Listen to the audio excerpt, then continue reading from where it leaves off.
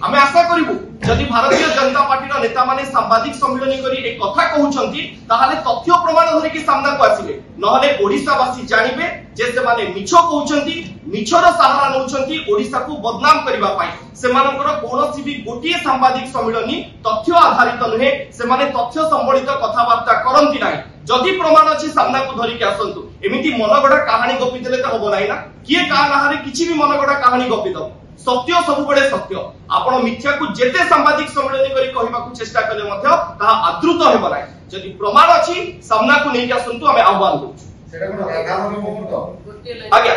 निरंजन बाबू सेटा होची आपण जदि स्पष्ट भाव से वीडियोटा को देखिबे मठ होची राधा वल्लभ मठ एवं से कैमरा फ्रेमिंग को जदि आपण माने देखिबे स्पष्ट भाव में जणा पडुची सामने रे बड़ दांड